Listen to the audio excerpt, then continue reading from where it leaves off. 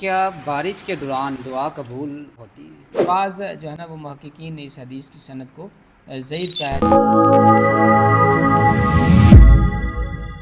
رسول اکرم صلی اللہ علیہ وسلم سے ایک حدیث منقول ہے، علامہ البانی رحمہ اللہ نے الجامع صحیح کے اندر اس حدیث کو نقل کیا ہے کہ اذان کے دوران اور اسی طرح بارش کے دوران اللہ رب العزت دعا کو رد نہیں فرماتے، یعنی جو اذان ہو رہی ہوتی ہے تو انسان دعا کرے، تو بارش ہو رہی ہو تو دعا کرے، تو ان دونوں موقعوں پہ جو دعا کی جاتی ہے وہ رد نہیں ہوتی۔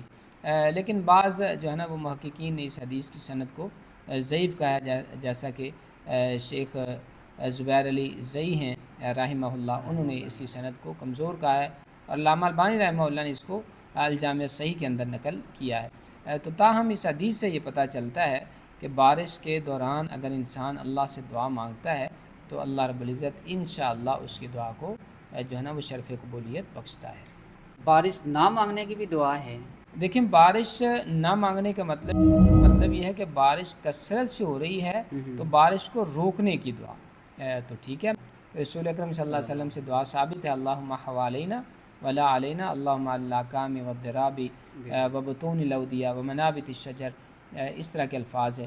تو یہ دعا جو ہے نا بارش کو نہ مانگنے کی، جس طرح آپ کا سوال ہے، یا بارش کو روکنے کے لیے یہ دعا کرنی چاہیے۔ کیسے بارش کے وقت کلمہ استغفار یا کوئی بھی ایسا ذکر کیا جائے اس کا ثواب ملتا ہے؟ دیکھیں، جب بارش ہو رہی ہو تو رسول اکرم صلی اللہ علیہ وسلم یہ دعا کیا کرتے تھے، اللہم صیبا نافعا، اے اللہ اس بارش کو ہمارے لیے نفع والی بنا دے۔ تو بارش جب ہو رہی ہو تو یہ دعا کرنی چاہیے، اللہ رب العزت سے جو ہے نا وہ نفع والی بارش کی دعا کرنی چاہیے کہ اللہ اس بارش کو ہمارے لیے نفع والی بنا دے۔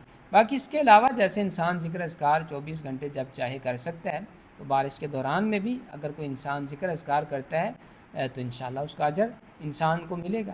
شدید بارشوں کو روکنے کے لیے اذان دینا ہمارے معاشرے میں یہ عام ایک رواج ہے کہ جب بارشیں کثرت کے ساتھ ہوں تو لوگ اذانیں دیتے ہیں، اس کا سنت کے ساتھ کوئی تعلق نہیں ہے۔ اگر کثرت کے ساتھ بارش ہو رہی ہے تو بارش کو روکنے کے لیے اذان دینا، اس کا جہاں تک مجھے معلوم ہے سنت کے ساتھ کوئی تعلق نہیں ہے۔